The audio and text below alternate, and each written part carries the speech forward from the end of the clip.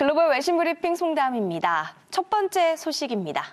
류어 중국 부총리가 미중 1단계 무역 협상에 서명하기 위해서 미국 워싱턴행 비행기에 올랐죠.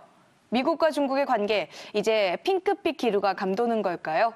도널드 트럼프 미국 행정부가 곧 환율 보고서를 발표하고 중국의 환율 조작국 지정을 해제할 계획이라고 블룸버그 통신이 보도했습니다.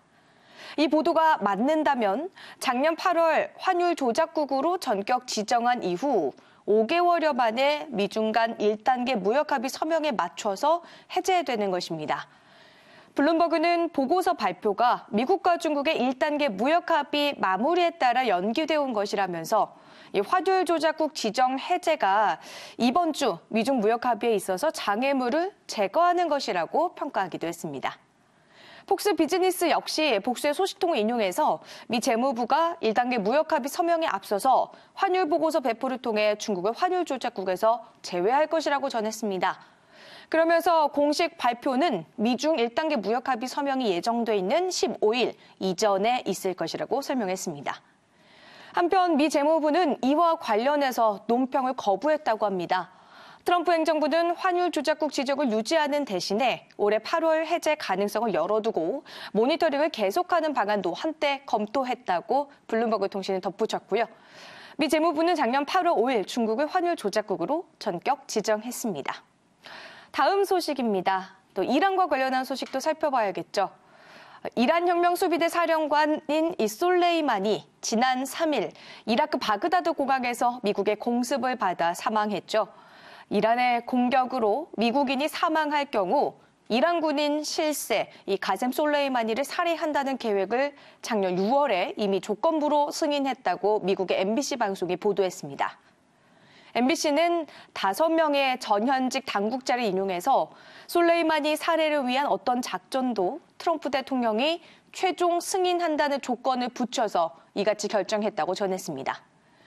솔레이마니 제거에 관한 트럼프 대통령의 첫 승인이 이루어진 작년 6월은 이란이 자국의 영곡을 침해했다면서 미군 무인기를 격추한 시점과 맞물려 있습니다. 이란 강경파인 존 볼턴 당시 백악관 국가안보보좌관은 트럼프 대통령이 솔레이마니 제거 작전을 승인해 보복할 것을 촉구했고요. 역시 매파인 마이크 폼페이오 국무장관도 같은 생각이었다고 합니다. 그러나 트럼프 대통령은 이란이 미국인 살해라는 데드라인을 넘을 때에만 그 조처를 하겠다고 말하면서 솔레이마니 제거 승인을 거절했다고 MBC는 보도했습니다. 이번에는 중국으로 가보겠습니다. 중국에서 폐렴 환자가 사망하면서 폐렴 바이러스의 공포가 커지고 있습니다. 이번에는 태국에서 중국 폐렴 바이러스 증세를 보인 중국 여성이 격리됐다는데요. 로이터 통신의 보도입니다. 태국 보건부는 지난 3일 일에 격리된 여행자 12명에 대한 실험실 분석 결과 61세 이 중국 여성이 코로나 바이러스에 감염된 것으로 나타났다고 밝혔습니다. 이 여성은 지난 8일에 격리 조치됐고요. 치료를 받고 귀가할 정도로 회복됐다고 보건부는 덧붙였습니다. 중국의 폐렴 바이러스가 중국을 벗어난 외국에서 발견된 것은 이번이 처음인데요. 세계보건기구는 지난 12일 우한의 폐렴 질환은 한 수산물 시장에서 발병된 것으로 지역을 벗어나지는 않은 것으로 보인다고 밝힌 바가 있고요. 중국의 중부도시 우한에서 집단 폐렴 질환이 발병한 이래 현재 61세 남성 1명이 사망하고 7명이 심각한 상황에 처해 있는 상황입니다. 한편 사스와 유사한 중국 폐렴 바이러스가 국외에서 처음 발견이 되면서 중국의 춘제, 즉 음력설을 앞둔 각국 검역 당국마다 비상이 걸렸습니다. 태국 보건당국은 25일에 시작하는 춘제 기간 수십만 명의 중국 관광객이 태국을 찾을 것으로 추산이 되며 각 공항 내 검역 과정을 강화하기로 했습니다. 마지막 소식입니다. G2 중국이 대내외 악재로 경기 침체와 대량 해고에 직면할 수도 있다라는 전망이 제기되고 있다고 CNN이 보도했습니다. 올해 부채 증가, 내수 경기 침체, 미국과의 무역 전쟁 등 대내외 악재 때문이라고 봤는데요. 지난 7일 정치국 상무위원회는 전원회의에서 중국이 직면한 경제, 사회, 이데올로기 등 7대 분야의 위기를 언급하고 이를 극복하기 위한 노력을 당부했습니다. 더욱이 올해는 중국의 13차 5개년 계획의 마지막 해이자 번영을 위한 사회 건설을 마무리하는 해인데요.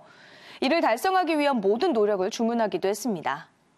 이는 경기 둔화와 함께 올 수 있는 대규모 실업 사태에 대해 우려하고 있음을 시사한다라고 CNN은 분석했습니다. 중국 국무원은 지난달 대규모 일자리 감소를 막기 위해서 모든 수단을 동원할 것을 지방정부에 제시하기도 했고요. 특히 대량 실업 문제, 중국 정부가 직면한 가장 큰 문제 중에 하나입니다.